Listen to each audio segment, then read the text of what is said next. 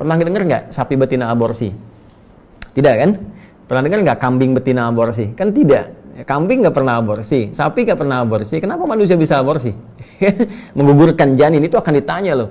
Ya, wa idzal mau'udatu su'ilat bi ayyi dzambin qutilat. Dan ketika bayi-bayi yang terlahir itu ya kemudian dibunuh, ya mereka kemudian dimatikan, mereka kemudian tidak diberikan kesempatan untuk terlahir, ya. Ajalnya tiba, tapi cara manusia memperlakukan itu yang disoal oleh Allah Subhanahu wa taala. Ya, apa yang terjadi? Bi ayyi dzambil qutilat, mereka kemudian akan ditanya di akhirat nanti sampai mereka berkata, mengadu kepada Allah Subhanahu wa taala, "Ya Allah, dosa apa sampai perempuan ini membunuh saya? Dosa apa sampai laki-laki ini kemudian membunuh saya?"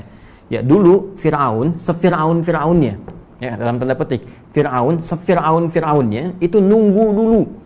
Ya, perempuannya, ibunya lahiran, anaknya keluar, nunggu dulu dilihat.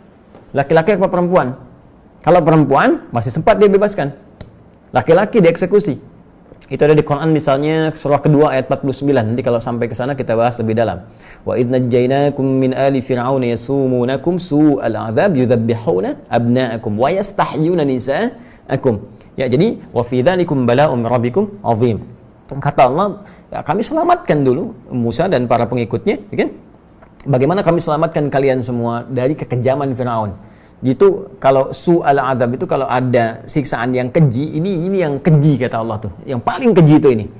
Ya, perempuannya sedang hamil mengandung, kemudian diintai, diawasi, ya, dan didampingi oleh algojo.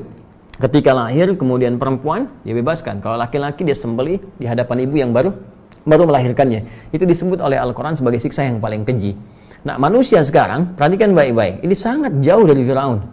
Ya, sangat jauh. Firaun sefiraun-firaunnya itu masih menunggu bayinya lahir, perempuan bebas. Manusia sekarang dia nggak peduli lahir laki-laki atau perempuan. Bahkan dalam kandungan pun janin harus dihabisi, ya, dalam kondisi-kondisi yang tertentu yang sekarang bahkan kita dengar beritanya. Maka demi Allah saya katakan dosa yang sangat besar, dosa yang sangat besar. Itu dokternya, bidan yang terlibatnya, orangnya dan sebagainya. Kalau dengan sengaja menggugurkan kandungan tidak ada yang dibenarkan oleh syariat, oleh syar'i, ya, bukan karena misalnya ada satu bahaya tertentu, karena kondisi tertentu yang dikonsultasikan baik pada dokter, pada ulama dan memang dibenarkan hal demikian, maka di luar itu semua adalah dosa yang dipertaruhkan di hadapan Allah Subhanahu wa taala dengan luar biasa sampai janinnya bicara kepada Allah, yaitu, "Ya Allah, dosa apa aku sampai dihabisi oleh orang-orang ini sebelum aku tumbuh dengan izin-Mu ya Rabbal Alamin."